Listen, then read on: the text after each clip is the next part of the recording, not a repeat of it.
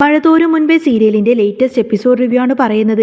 അങ്ങനെ ബാലചന്ദ്രൻ ഹോസ്പിറ്റലിൽ നിന്ന് തിരികെ വന്നതിന് ശേഷം വൈജയന്തി ഇങ്ങനെ ചൊറിഞ്ഞു ചെന്ന് ചോദിക്കുന്നുണ്ട്, നിങ്ങൾ ഇതുവരെ ഹോസ്പിറ്റലിലായിരുന്നോ എന്ന് ചോദിക്കും. അന്നേരം ബാലചന്ദ്രൻ ചോദിക്കുന്നുണ്ട്, ഇത്രയും നേരമായി എന്ന് പറയാൻ പാതിരാത്രിയായോ? 10:30 കഴിഞ്ഞതല്ലേ ഉള്ളൂ. ഇത്രയും നേരം അവിടെ നിൽക്കേണ്ട കാര്യം എന്തായിരുന്നു എന്നിങ്ങനെ ചോദിക്കുന്ന സമയത്തിന് ബാലചന്ദ്രൻ പറയുന്നുണ്ട്, ഞാൻ അവിടെ ഇരുന്നത് എൻ്റെ മകളുടെ കൂടെയായിരുന്നു. നീ അനിലെ മാത്രമേ കാണുള്ളൂ. അത് നിന്റെ കണ്ണിൻ്റെ കുഴപ്പം കൊണ്ടാണ്. അപ്പോൾ വൈജയന്തി പറഞ്ഞിട്ട്, ഇവിടെ ഉണ്ടല്ലോ നിങ്ങൾക്കൊരു മകള്, അവളുടെ കൂടെ ഇരിക്കായിരുന്നല്ലോ എന്ന് ചോദിക്കുന്ന സമയത്തിന് ബാലചന്ദ്രൻ പറയും, ഒരു കാര്യം ചെയ്യും, നീ അവളെ ഇങ്ങോട്ടേക്ക് വിളിച്ചോണ്ട് വാ, എന്നിട്ട് അവിടെ ഇടവും വലവും നമുക്ക് ഇരിക്കാമെന്നൊക്കെ പറഞ്ഞിങ്ങനെ കളിയാക്കും. അപ്പോൾ ഈ സമയമല്ലേ അവൾ കിടന്ന് ഉറങ്ങിയെന്ന് പറയട്ടെ വൈജയന്തി ചോദിക്കുന്നതിന്, ഞാൻ എന്തെങ്കിലും പറയുമ്പോൾ ബാലചന്ദ്രൻ എന്തിനാ എന്നോട് ശത്രുതയുള്ളതുപോലെ വൈരാഗ്യമുള്ളതുപോലെ മറുപടി പറയുന്നത് എന്ന് ചോദിക്കും. അപ്പോൾ ബാലചന്ദ്രൻ പറഞ്ഞിട്ട്, നിന്റെ ഓരോ ചോദ്യവും എന്നെ ഇറിറ്റേറ്റ് ചെയ്യാണ്, പിന്നെ എങ്ങനെയാണെന്ന് പറയും. അന്നേരം വൈജയന്തി പറഞ്ഞത്, അങ്ങനെ നിങ്ങൾക്ക് ചൊറിച്ചു തോന്നുകയാണെങ്കിൽ നിങ്ങൾ എത്രയും പെട്ടെന്ന് ഹോസ്പിറ്റലിൽ പോയിട്ട് ഒരു ഡോക്ടറെ കാണുമെന്ന് പറയാണ്. അപ്പോൾ ബാലചന്ദ്രൻ പറയുന്നത്, ഞാൻ ഡോക്ടറെ കണ്ടു, അപ്പോൾ നിന്നെ കൊണ്ട് ചെല്ലാൻ പറഞ്ഞു എന്ന് പറയുന്ന സമയത്തിന് അതെന്താ കാര്യം എന്ന് ചോദിക്കാട്ടെ വൈജ, എങ്ങനെയാണ് നിങ്ങൾക്ക് ഈ ഇറിറ്റേഷൻ വരുന്നത് എന്ന് ചോദിച്ചപ്പോൾ ഞാൻ എൻ്റെ ഭാര്യയുടെ സംസാരം കൊണ്ടാണെന്ന് പറഞ്ഞു. അപ്പോൾ ഡോക്ടർ പറഞ്ഞു, എങ്കിൽ പിന്നെ ആ ഭാര്യനെ ഇങ്ങോട്ടേക്കൊന്ന് കൂട്ടിക്കൊണ്ടുപോവാ, ഞാനും കൂടി ആ സംസാരം ഒന്ന് കേൾക്കട്ടെ എന്ന് പറഞ്ഞു എന്ന് പറയാണ്. അപ്പോൾ വൈജയന്തി പറഞ്ഞിട്ട്, എങ്കിലേ നിങ്ങൾക്ക് ഇറിറ്റേഷൻ ഒന്നും വരാത്തൊരു ചോദ്യം ഞാൻ ചോദിക്കട്ടെ, ഇതിലായിട്ട് ഹോസ്പിറ്റൽ ബില്ല് എത്രയായി എന്ന് ചോദിക്കും. അപ്പോൾ ബാലചന്ദ്രൻ ഏകദേശം 1,00,000 രൂപയായി എന്ന് പറയുന്നത് കേൾക്കുന്ന സമയത്തിന് ആകെങ്ങനെ ഷോക്കായി നിന്ന് പോവാണ് വൈജ. ഈശ്വര, 1,00,000 രൂപയോ? ഇനിയും പൈസയാവുമോ എന്ന് ചോദിക്കും. അപ്പോൾ ഇനിയും ഏകദേശം 25,000 രൂപ കൂടെ ആവുമെന്ന് പറയുന്ന സമയത്തിന് വൈജയന്തി ചോദിക്കുന്നുണ്ട്, എന്ത് 1,4 ലക്ഷം രൂപയോ? അതും ഒരു വേലക്കാരത്തേക്ക് വേണ്ടിയിട്ടോ? ഈശ്വര, അവൾ എവിടെ നിർത്തിയാലും ഇവിടെ നിന്ന് പറഞ്ഞു വിട്ടാലും നഷ്ടങ്ങൾ തന്നെയാണ്. ഇനിയിപ്പോൾ ആ പൈസക്ക് മുഴുവൻ അവൾ ജോലി ചെയ്തിട്ട് എന്ന് വീട്ടാനാ? അതൊക്കെ ഓർക്കുമ്പോൾ തന്നെ എനിക്ക് ടെൻഷനാണെന്നിങ്ങനെ വൈജയന്തി പറയുന്ന സമയത്തിന് ബാലചന്ദ്രൻ പറയും, തൊഴിലെടുത്ത് നിന്ന് എന്തെങ്കിലും തൊഴിലാളിക്ക് സംഭവിച്ചിട്ടുണ്ടെങ്കിൽ ആ ചിലവെല്ലാം വഹിക്കേണ്ടത് മുതലാളിയാണെന്ന് പറയും. അപ്പോൾ വൈജി ചോദിക്കുന്നതിന്, ആഹാ, എന്ന് വെച്ച് ഈ ചിലവ് മുഴുവൻ നമ്മളായിട്ട് ഏറ്റെടുക്കണമെന്നാണോ ബാലചന്ദ്രൻ ഇനി പറഞ്ഞു വരുന്നത് എന്ന് ചോദിക്കും. അപ്പോൾ ബാലചന്ദ്രൻ പറഞ്ഞിട്ട്, ആർക്ക് വേണമെങ്കിലും എപ്പോൾ വേണമെങ്കിലും ഒരു അബദ്ധം പറ്റാലോ വൈജയന്തി, നീ അത് ആ കണക്കിലെടുക്കുമെന്ന് പറയും. അപ്പോൾ വീണ്ടും വൈജയന്തിക്ക് ഇഷ്ടപ്പെടാതെ ഇങ്ങനെ ചൊറിഞ്ഞുകൊണ്ടിരിക്കുന്ന സമയത്തിന് ബാലചന്ദ്രൻ പറഞ്ഞിട്ട്, വന്ന അന്ന് തൊട്ട് നീ അവളെ ഇങ്ങനെ തലയിൽ എടുത്ത് വെച്ചുകൊണ്ട് നടക്കുകയാണ്. അന്നേരം ഞാനോ എന്ന് ചോദിക്കുന്ന സമയത്തിന്, അതെ, നീ തന്നെ വന്ന അന്ന് മുതൽ നീ അവളെ തലയിൽ കയറ്റി വെച്ചുകൊണ്ട് നടക്കുകയാണ്. നിന്റെ തലയിൽ നിന്ന് അവളെന്നെ ഇറക്കി വെക്ക്, എന്നിട്ട് അങ്ങനെയെങ്കിലും ആ തലയൊന്ന് ഫ്രീ ആവട്ടെ, അങ്ങനെയെങ്കിലും ഇത്തിരി ബോധം വെക്കട്ടെ എന്നൊക്കെ പറഞ്ഞ് ദേഷ്യപ്പെട്ട് അവിടെ നിന്ന് അങ്ങ് പോവാണ് ബാലചന്ദ്രൻ. ബാലചന്ദ്രൻ്റെ വാക്കെല്ലാം കേട്ടിട്ട് ആകെ അങ്ങനെ ദേഷ്യപ്പെട്ട് നിൽക്കുമായിരിക്കും വൈജയന്തി. പിന്നീട് കാണിക്കുന്നത് ഹോസ്പിറ്റലായിരിക്കും. അന്ന് രാവിലെ തന്നെ കൃഷ്ണമോൾ സ്കൂളിലേക്ക് പോകാൻ വേണ്ടിയിട്ട് യൂണിഫോമൊക്കെ മാറ്റിയിട്ടുണ്ടാവും. എന്നിട്ട് നേരത്തെ ഇട്ടിരുന്ന ആ ഒരു ഡ്രസ്സ് നേരെ അലീനയുടെ ബാഗിൽ വെച്ചുകൊണ്ട് തന്നെ പറഞ്ഞിട്ട്, അലീന ചേച്ചി, ഞാൻ എൻ്റെ ഡ്രസ്സും ചേച്ചിയുടെ ബാഗിൽ വെച്ചിട്ടുണ്ട്. അപ്പോൾ അതെന്തിനാ മോളെ അവിടെ വെക്കുന്നത്? നീ വൈകിട്ട് വീട്ടിലേക്കല്ലേ പോകുന്നതെന്ന് ചോദിക്കുന്ന സമയത്തിന് കൃഷ്ണ പറയുന്നത്, ഇല്ലെന്നേ, ഇവിടെ അടുത്ത് തന്നെയാണ് സ്കൂൾ, ഇവിടെ നിന്ന് നടന്നു പോകാനുള്ള ദൂരേ ഉള്ളൂ. അതുകൊണ്ട് ഇന്ന് രാത്രി ഞാൻ ഇങ്ങോട്ടേക്ക് തന്നെ വരും, ഞാൻ ഇവിടെ തന്നെയാണ് നിൽക്കാൻ ഉദ്ദേശിച്ചിരിക്കുന്നത് എന്നൊക്കെ പറയും. അപ്പോൾ നിനക്കെന്താ ഹോസ്പിറ്റൽ ഇഷ്ടപ്പെട്ടോ എന്ന് ചോദിക്കുന്ന സമയത്തിന് കൃഷ്ണ പറയുന്നത്, ഹോസ്പിറ്റൽ ആർക്കാണ് ഇഷ്ടപ്പെടുന്നത്? എനിക്കിവിടെ ചേച്ചിയുടെ കൂടെ നിൽക്കാനാണ് ഇഷ്ടമെന്ന് പറയും. അപ്പോൾ അയ്യോ മോളെ, നീ രാവിലെ എന്ത് കഴിച്ചിട്ട് പോകും? ബ്രേക്ക്ഫാസ്റ്റ് കഴിക്കാതെ എങ്ങനെയാണ് സ്കൂളിലേക്ക് പോകുന്നത് എന്ന് ചോദിക്കും. അപ്പോൾ അതൊന്നും സാരമില്ലതേ, ഒന്നുകിൽ ഇപ്പോൾ മനുവേട്ടൻ വരും, അല്ലെങ്കിൽ അച്ഛൻ വരും, ഞാൻ അവരുടെ കൂടെ പോയിട്ട് രാവിലെ ക്യാൻറ്റീനിൽ നിന്ന് ബ്രേക്ക്ഫാസ്റ്റ് കഴിച്ചോളാമെന്നൊക്കെ പറയും. എനിക്കതൊന്നും ഒരു പ്രശ്നമില്ലാതെ ഇങ്ങനെ പറഞ്ഞുകൊണ്ട് നിൽക്കുന്ന സമയത്തായിരിക്കട്ടെ അങ്ങോട്ടേക്ക് മനു കയറി വരുന്നത്. മനു വന്ന് ചോദിക്കുന്നത്, എങ്ങനെ ഉണ്ടായിരുന്നു ഇവൾ ഇന്നലെ? സ്വൈരം തന്നോ എന്ന് ചോദിക്കുന്ന സമയത്തിന്, കുഴപ്പമൊന്നുമില്ല എന്ന് പറയും അലീന. അവൾ എൻ്റെ അനിയത്തിയല്ലേ, ഞങ്ങൾ രണ്ടുപേരും തമ്മിൽ നല്ല കൂട്ടാണെന്നൊക്കെ പറയും. അപ്പോൾ മനു പറയുന്നത്, അതേതായാലും നന്നായി, ഒരാളെങ്കിലും സപ്പോർട്ട് ചെയ്യാനുള്ളത് നല്ലതാണ് എന്നൊക്കെ പറയും. അലീന ചോദിക്കുന്നത്, അല്ല മനുവേട്ടൻ ഇന്നലെ ഇവിടെ നിന്ന് പോയതല്ലേ, വീട്ടിൽ പോയിട്ട് നന്നായിട്ട് ഉറങ്ങിയോ എന്ന് ചോദിക്കുന്ന സമയത്തിന്, കുഴപ്പമില്ലാതെ ഉറങ്ങിയെന്ന് പറയുന്ന സമയത്തിന്, എന്നാൽ ഗുഡ് മോർണിംഗ് എന്ന് പറയാണ് അലീന. അപ്പോൾ ഈ ഗുഡ് മോർണിംഗ് പറയാൻ വേണ്ടിയിട്ടാണ് നന്നായിട്ട് ഉറങ്ങിയോ എന്ന് ചോദിച്ചത് എന്ന് ചോദിക്കുന്ന സമയത്തിന്, അതിന് വേണ്ടിയിട്ട് തന്നെയാണെന്ന് പറയും. എന്നാൽ പിന്നെ ഞാൻ കൃഷ്ണമോൾക്ക് ഭക്ഷണം വാങ്ങിച്ചു കൊടുത്തിട്ട് വരാമെന്നൊക്കെ പറഞ്ഞു മനു കൃഷ്ണമോളെയും കൂട്ടിക്കൊണ്ട് അവിടെ നിന്നങ്ങ് പോവാണ്. ആ സമയത്തിന് അലീന അവിടെ ഒറ്റക്കായിരിക്കട്ടോ. ആ സമയത്തിന് അലീന പയ്യെ അവിടെ നിന്നും എഴുന്നേൽക്കാനൊക്കെ ശ്രമിക്കുന്നുണ്ട്. അപ്പോഴായിരിക്കും ഡോക്ടർ അങ്ങോട്ടേക്ക് വരുന്നത്. ഡോക്ടർ വന്നിട്ട് ചോദിക്കുന്നുണ്ട്, ഇപ്പോൾ എങ്ങനെയുണ്ട്, വേദനയുണ്ടോ, എഴുന്നേൽക്കുമ്പോൾ വേദനയുണ്ടോ എന്നൊക്കെ ചോദിക്കുന്ന സമയത്തിന് എഴുന്നേൽക്കുമ്പോൾ ചെറുതായിട്ടൊരു പിടുത്തമുണ്ട് എന്നൊക്കെ പറയും. അലീനയോട് പറയുന്നുണ്ട്, വയറിന് വല്ലാത്ത സ്ട്രെസ്സ് കൊടുക്കരുത്, എഴുന്നേൽക്കുമ്പോൾ തന്നെ സ്ട്രൈറ്റ് ആയിട്ട് എഴുന്നേൽക്കരുത്, ഏതെങ്കിലും ഒരു വശത്തേക്ക് ചെരിഞ്ഞിട്ട് എഴുന്നേൽക്കാവുന്നുള്ളൂ എന്നൊക്കെ പറയും. അലീനെ പയ്യെ അവിടെ നിന്നും എഴുന്നേൽപ്പിച്ച് നടക്കാനൊക്കെ ശ്രമിക്കട്ടോ. അലീനയോട് പയ്യെ അവിടെ നിന്നും എഴുന്നേറ്റ് നടക്കാനൊക്കെ പറയും. എന്നിട്ട് ചോദിക്കുന്നുണ്ട്, ഇപ്പോൾ എങ്ങനെയുണ്ട്, വേദന ഉണ്ടോ എന്ന് ചോദിക്കുന്ന സമയത്തിന് വലിയ കുഴപ്പമൊന്നുമില്ല, ചെറുതായിട്ടൊരു വേദനയുള്ളൂ എന്നൊക്കെ പറയും അലീന. അത് സാരമില്ല, മുറിവൊക്കെ ഒന്ന് ഉണങ്ങി വരണ്ടേ, ഏതായാലും ഇങ്ങനൊരവസ്ഥയായതുകൊണ്ട് നന്നായിട്ട് റെസ്റ്റ് എടുക്കണം. ഇങ്ങനെ തന്നെ മുന്നോട്ട് പോവുകയാണെങ്കിൽ 2 ദിവസം കൊണ്ട് തന്നെ എവിടെ നിന്നും ഡിസ്ചാർജ് ആക്കാൻ കേട്ടോ. ഇനിയിപ്പോൾ ഈ ഡ്രസ്സൊക്കെ മാറ്റിയിട്ട് സാധാരണ നോർമൽ ഡ്രസ്സ് ഇടാൻ കേട്ടോ. അങ്ങനെ ഡോക്ടറും നഴ്സും വന്നിട്ട് കുറച്ച് കാര്യങ്ങളൊക്കെ ഉപദേശിച്ചതിന് ശേഷം അവിടെ നിന്നങ്ങ് പോവാണ്. അലീന പയ്യെ വീണ്ടും ആ ഒരു കട്ടിലിങ്ങനെ കയറി കിടക്കുകയാണ്.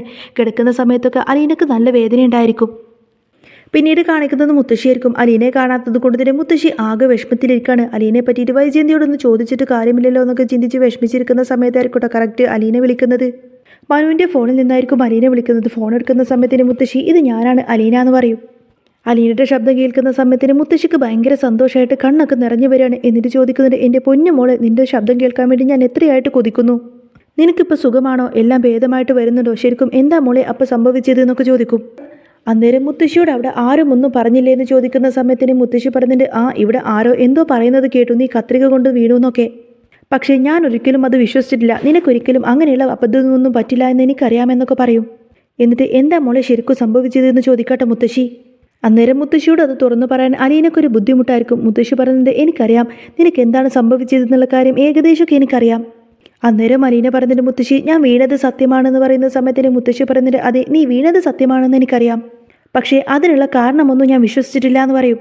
എന്നാലും അലീനക്ക് അതിങ്ങനെ പറയാൻ മടിച്ചു നിൽക്കുന്ന സമയത്ത് തന്നെ മുത്തശ്ശി പറഞ്ഞിട്ട് ഇപ്പം ഏതായാലും നീ അതിനെ പറ്റിയിട്ട് പറയണ്ട, നീ ഹോസ്പിറ്റലിൽ നിന്ന് ഡിസ്ചാർജ് ആക്കിയിട്ട് ഇങ്ങോട്ടേക്ക് വരുമല്ലോ, അപ്പം നീ എന്നോടെല്ലാം തുറന്നു പറഞ്ഞാൽ മതി എന്നൊക്കെ പറയും. അന്നേരം അലീന പറഞ്ഞിട്ട് മുത്തശ്ശി വിഷമിക്കേണ്ട കേട്ടോ, ഞാൻ എവിടെ നിന്ന് വന്നു കഴിഞ്ഞാൽ മുത്തശ്ശിയുടെ എല്ലാ കാര്യങ്ങളും ഞാൻ ചെയ്തു തരാമെന്ന് പറയും. അന്നേരം മുത്തശ്ശി പറഞ്ഞിട്ട് എൻ്റെ പൊന്നു മോളെ, നീ എനിക്കൊന്നും ചെയ്തു തന്നില്ലെങ്കിലും വേണ്ടില്ല, നിനക്ക് സുഖമാണെന്ന് കേട്ടാൽ മാത്രം മതി എനിക്ക് എന്ന് പറയും. അന്നേരം കുഴപ്പമില്ല മുത്തശ്ശി, എനിക്കൊരു കുഴപ്പമില്ല, ഞാൻ മനുവേട്ടൻ്റെ കയ്യിൽ കൊടുക്കാം. മനുവേട്ടൻ പറഞ്ഞാൽ പിന്നെ മുത്തശ്ശിക്ക് വിശ്വാസമാവല്ലോ എന്നൊക്കെ പറഞ്ഞുകൊണ്ടായിരിക്കട്ടെ മനുവിൻ്റെ കയ്യിൽ ഫോൺ കൊടുക്കുന്നത്. മുത്തശ്ശി ചോദിക്കുന്നതിന് ആഹാ മനു അവിടെ ഉണ്ടോ എന്ന് ചോദിക്കുന്ന സമയത്തിന് മനുവേട്ടൻ്റെ ഫോണിൽ നിന്നാണ് ഞാൻ വിളിക്കുന്നത് എന്ന് പറയും. നിനക്ക് കൂട്ടിനൊരാളുണ്ടല്ലോ എന്ന് അറിഞ്ഞപ്പോഴേക്കും എനിക്ക് സമാധാനമായെന്നിങ്ങനെ മുത്തശ്ശി പറയുന്ന സമയത്തായിരിക്കും അലീന മനുവിന് ഫോൺ കൊടുക്കുന്നത്. മനു ചോദിക്കുന്നത്, എന്താ മുത്തശ്ശി ഇത്, ഞാനൊരു പെൺകുട്ടി അങ്ങോട്ടേക്ക് കൊണ്ടുവന്ന് തന്നിട്ട് നന്നായിട്ട് നോക്കണമെന്ന് പറഞ്ഞതല്ലേ, എന്നിട്ട് ഇങ്ങനെയാണോ ഒരു പെൺകുട്ടിയെ നോക്കുന്നത് എന്നിങ്ങനെ മനു ചോദിക്കുന്ന സമയത്ത് തന്നെ മുത്തശ്ശി പറഞ്ഞിട്ട്, എടാ പൊന്നുമോനെ എനിക്കൊരു അബദ്ധം പറ്റി, ശരിയാണ് നീ പറഞ്ഞതെല്ലാം ശരിയാണെന്നൊക്കെ പറഞ്ഞ് മുത്തശ്ശി സങ്കടപ്പെട്ട് ഇങ്ങനെ കരയാൻ തുടങ്ങാൻ.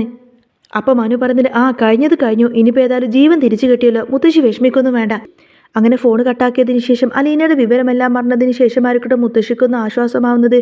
അങ്ങനെ സമാധാനത്തിൽ കിടക്കുകയാണ് മുത്തശ്ശി. എന്നിട്ട് മനു ചോദിക്കുന്നത്, ഇനി ആരെങ്കിലും വിളിക്കാനുണ്ടോ എന്ന് അലീനയോട് ചോദിക്കുന്ന സമയത്ത് തന്നെ ഇനി ആരെയും വിളിക്കാനില്ല എന്ന് പറയും. അപ്പോൾ മനു ചോദിക്കുന്നുണ്ട്, അല്ല രേവതി കുട്ടിയെ വിളിക്കണ്ടേന്ന് ചോദിക്കും. അപ്പോൾ അവൾക്ക് വിളിച്ചാൽ അവൾക്ക് വല്ലാത്ത ടെൻഷനാവുന്ന അലീന പറയുന്ന സമയത്തിന് ടെൻഷൻ ആവേണ്ട സമയമൊക്കെ കഴിഞ്ഞില്ലേ, ഇനിയിപ്പോൾ ഏതായാലും അവൾ വിളിക്കാലോ എന്നൊക്കെ പറയും മനു. വിളിച്ചിട്ടെല്ലാം പറഞ്ഞോ, ടെൻഷനാവുന്ന രീതിയിലൊന്നും പറയണ്ട, എല്ലാം നോർമലാവുന്ന രീതിയിലൊക്കെ പറഞ്ഞാൽ മതി എന്ന് പറയും. എങ്കിൽ വിളിക്കാം, അവളല്ലെങ്കിൽ എന്നോട് പിണങ്ങുമെന്നൊക്കെ പറഞ്ഞ് വിളിക്കാൻ റെഡിയാവുകയാണ്. മനു ഫോൺ എടുത്തു കൊടുത്തിട്ട് നമ്പർ അറിയാവോ, അല്ലെങ്കിൽ ഞാൻ സേവ് ചെയ്തിട്ടുണ്ട് എന്ന് പറയുന്ന സമയത്തിന് അലീന പറയുന്നുണ്ട്, അതൊന്നും വേണ്ട, എനിക്ക് നമ്പർ അറിയാം, ഞാൻ സേവ് ചെയ്ത് വെച്ചിരിക്കുന്നത് എൻ്റെ മെമ്മറിയിലാണെന്ന് ഇങ്ങനെ പറയുന്ന സമയത്തിന് മനു ആ ഒരു ഫോൺ എടുത്തിട്ട് അലീനയുടെ കയ്യിലേക്ക് കൊടുക്കും. അങ്ങനെ ഫോൺ എടുത്തിട്ട് അലീന ഫോണുകൾ ഡയൽ ചെയ്യുന്ന സമയത്തിന് ഞാൻ ചായ വാങ്ങിച്ചുകൊണ്ട് വരാമെന്നൊക്കെ പറഞ്ഞ് മനു അവിടെ നിന്നും എഴുന്നേൽക്കും. അയ്യോ വേണ്ട മനുവേട്ടാ, എനിക്ക് ചായ വേണ്ട എന്ന് പറയുന്ന സമയത്തിന് എനിക്ക് ചായ വേണമെന്നൊക്കെ പറഞ്ഞ് ആ ഒരു ഫ്ലാസ്കും എടുത്ത് അവിടെ നിന്നങ്ങ് പുറത്തേക്ക് പോവുകയാണ് മനു. അങ്ങനെ മനു അവിടെ നിന്ന് അങ്ങ് പോയതിനു ശേഷം അലീന നേരെ രേവതി കുട്ടിയെ വിളിക്കുന്നുണ്ട്. രേവതി കുട്ടിയാണെങ്കിൽ ഫോൺ എടുത്ത ഉടനെ പരാതിയാണ്, ഞാൻ എത്ര തവണയാണ് ചേച്ചിയെ വിളിക്കുന്നതെന്നോ, ചേച്ചി വിളിച്ചപ്പോഴേക്ക് ഫോൺ സ്വിച്ച് ഓഫ് ആയിരുന്നല്ലോ, അന്ന് ഒരു അരമണിക്കൂർ കഴിഞ്ഞിട്ട് വിളിക്കാമെന്ന് പറഞ്ഞിട്ട് ഇപ്പോഴാണോ ചേച്ചി വിളിക്കുന്നത്, ഇനി ഞാൻ ചേച്ചിയോട് പിണക്കമാണെന്നൊക്കെ ഇങ്ങനെ പറയുന്ന സമയത്തിന് നിന്റെ പിണക്കം മാറ്റാൻ ഞാൻ ഇനി എന്താ ചെയ്യേണ്ടതെന്ന് ചോദിക്കുകയാണ് അലീന. അപ്പോൾ എന്ത് ചെയ്താലും ഞാൻ പിണക്കമാണെന്നിങ്ങനെ രേവതി കുട്ടി പറയുന്ന സമയത്തിന് അലീന കാര്യം പറയുന്നുണ്ട്. മോളെ അന്ന് ഞാൻ നിന്നെ ഫോൺ വിളിച്ച് വെച്ചതിന് ശേഷം ഇവിടെ കുറച്ച് കാര്യങ്ങളൊക്കെ നടന്നു എന്ന് പറയും. അന്നേരം രേവതി കുട്ടി പറയുന്നത്, അതേ അലീന ചേച്ചി എനിക്കും അങ്ങനെയൊക്കെ തോന്നിയായിരുന്നു, അന്നേരം തൊട്ട് ഞാൻ ഇവിടെ ആകെ ടെൻഷനിലായിരുന്നു, അത് പറഞ്ഞപ്പോഴേക്കും മാമച്ചനങ്കിൾ എന്നെ വല്ലാതെ കളിയാക്കി, ഫോൺ എടുത്തില്ല എന്ന് വെച്ച് അവിടെ എന്തെങ്കിലും സംഭവിച്ചു എന്നാണോ അതിനർത്ഥം എന്നൊക്കെ ചോദിച്ചുകൊണ്ട് തന്നെ മാമച്ചനങ്കിൾ എന്നെ വല്ലാതെ കളിയാക്കി, എന്താ ചേച്ചി ശരിക്കും സംഭവിച്ചത്. അന്നേരം അനീല പറയുന്നത്, എന്താണ് സംഭവിച്ചതെന്നുള്ള കാര്യം ഞാൻ നിന്നോട് പറയാം, നിന്റെ അടുത്ത് ആരെങ്കിലും ഉണ്ടോ എന്ന് ചോദിക്കും. അപ്പോൾ ചുറ്റും ആരുമില്ലാന്ന് രേവതി കുട്ടി പറയുന്ന സമയത്ത് തന്നെ, എങ്കിൽ പിന്നെ ഞാൻ പറഞ്ഞു തീരുന്നത് വരെ നീ ഇങ്ങോട്ടേക്കൊന്നും പറയരുത്. അപ്പോൾ ഇല്ല ചേച്ചി ധൈര്യമായിട്ട് പറഞ്ഞോ എന്ന് പറയാണ്. അന്നേരം അലീന അന്ന് നടന്ന സംഭവങ്ങളെല്ലാം തന്നെ രേവതി കുട്ടിയോട് പറയാണ്. രോഹിത് അന്ന് വന്നതിന് ശേഷം അവൻ നേരെ എന്നെ മുറിയിലേക്ക് വിളിച്ചു. അവൻ മാത്രമല്ല അന്ന് അവൻ്റെ കൂടെ ഹരിയും ഉണ്ടായിരുന്നു. എന്നെ കാണാതെ ഹരി ബാത്റൂമിൽ ഒളിച്ചു നിൽക്കുമായിരുന്നു. ഇവരിങ്ങനെ ഫോണിൽ സംസാരിച്ചുകൊണ്ട് നിൽക്കുന്ന സമയത്തിന് ഇതും കേട്ടുകൊണ്ട് തന്നെ ബാലചന്ദ്രൻ അങ്ങോട്ടേക്ക് വരുന്നുണ്ട്. മനു അവിടെ നിന്നങ്ങ് പോയതിനു ശേഷം ഡോർ തുറന്നു വെച്ചിരിക്കുകയായിരുന്നു, ഡോർ അടച്ചിട്ടില്ലായിരുന്നു. അപ്പോൾ ഇവരുടെ സംസാരം കേട്ടുകൊണ്ടായിരിക്കട്ടെ ബാലചന്ദ്രൻ അങ്ങോട്ടേക്ക് വരുന്നത്. അലീന പറയുന്നത്, സ്വന്തം കൂടെപ്പിറപ്പല്ലേ മോളെ, അതുകൊണ്ടാണ് ഞാൻ അതെല്ലാം ക്ഷമിച്ചത്. സത്യമല്ല ഞാൻ എല്ലാവരോടും തുറന്നു പറഞ്ഞിട്ടുണ്ടെങ്കിൽ പിന്നെ അവൻ്റെ ജീവിതം എന്താവും, അതുകൊണ്ടാണ് പോലീസ് അന്ന് തിരിച്ചും മറിച്ചും ചോദിച്ചിട്ട് പോലും ഞാനൊന്നും തന്നെ പറയാതിരുന്നത്. അവൻ എൻ്റെ കൂടെപ്പിറപ്പല്ലേ, അവൻ ബുദ്ധിമുട്ടുന്നത് എനിക്ക് കാണാൻ കഴിയില്ല, എനിക്ക് സഹിക്കാൻ പറ്റില്ല. അന്നേരം ഇതെല്ലാം ബാലചന്ദ്രൻ കേട്ട് നിൽക്കുന്നുണ്ടായിരുന്നു. രേവതി കുട്ടി പറഞ്ഞിട്ട്, മതി ഇനി അവിടുത്തെ ജോലി മതി, ഇനി ചേച്ചി ഇങ്ങോട്ടേക്ക് പോര്. അപ്പോൾ അലീന പറഞ്ഞിട്ട്, അല്ലെങ്കിലും മോളെ എനിക്കിനി ഇവിടെ പിടിച്ചു നിൽക്കാൻ പറ്റുമെന്നൊന്നും എനിക്ക് തോന്നുന്നില്ല, എൻ്റെ അമ്മ, എൻ്റെ അച്ഛൻ, എൻ്റെ കൂടെപ്പിറപ്പ് അങ്ങനെയൊക്കെ കരുതിയിട്ടല്ലേ ഞാൻ ഇങ്ങോട്ടേക്ക് കയറി വന്നത്. എന്നിട്ട് ശരിക്കും എന്താണ് സംഭവിച്ചെന്നുള്ള കാര്യമൊക്കെ മോൾക്ക് മനസ്സിലായില്ലെന്നിങ്ങനെ വളരെയധികം വിഷമത്തോടു കൂടെ അലീന എങ്ങനെ സംസാരിക്കുകയാണ്. എന്നാൽ ഇതെല്ലാം കേട്ടിട്ട് ബാലചന്ദ്രന് ഒട്ടും തന്നെ സഹിക്കാൻ കഴിയുന്നില്ല. ആകെ ഇങ്ങനെ തളർന്നിട്ട് ആകെ ഇങ്ങനെ പരവേശം പോലെ തോന്നാണ്.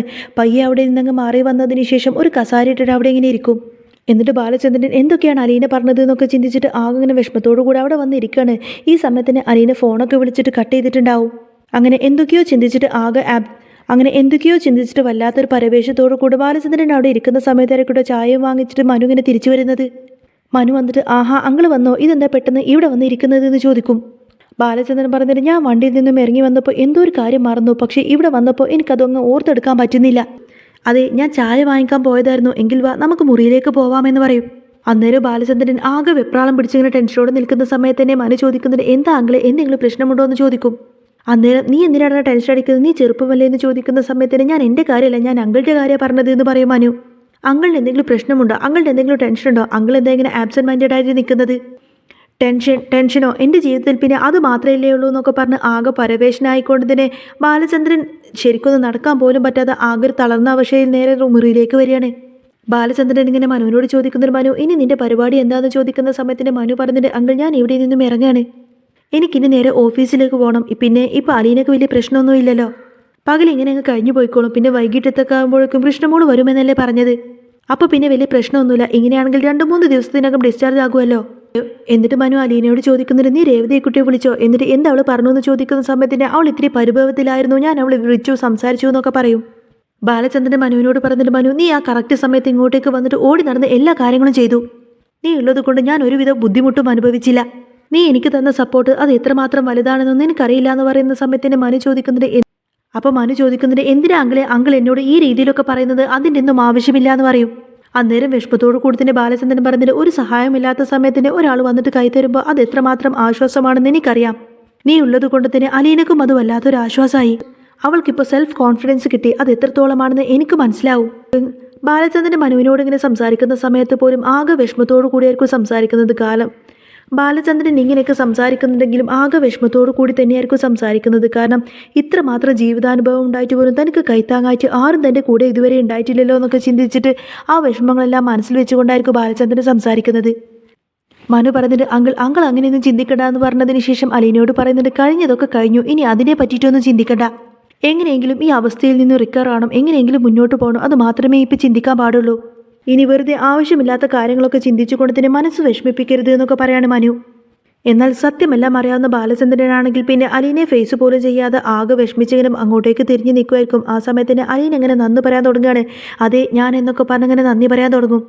മനു പറയുന്നത് കടപ്പാടും നന്ദിയൊന്നും എന്നോട് വേണ്ട, കാരണം ഞാൻ ഇവിടെ 2 ദിവസം നിന്റെ കൂടെ നിന്നത് വളരെയധികം സന്തോഷത്തോടു കൂടിയാണ്, എവിടെയും നിൽക്കുന്നതിലും കൂടുതൽ സന്തോഷത്തോടു കൂടി തന്നെയാണ് ഞാൻ ഇവിടെ നിന്നത്, അതുകൊണ്ട് അതൊന്നും വേണ്ട, അത് അവിടെ തന്നെ ഇരിക്കട്ടെ, എങ്കിലെങ്കിലേ നമുക്ക് പോകാമെന്നിങ്ങനെ മനു വിളിക്കുന്ന സമയത്തിന് ബാലചന്ദ്രൻ വളരെയധികം വിഷമത്തോടു കൂടി തന്നെ മോളെ എന്നൊരു വിളിയും വിളിച്ച് കയ്യും കാണിച്ച് അവിടെ നിന്നങ്ങ് പോവും.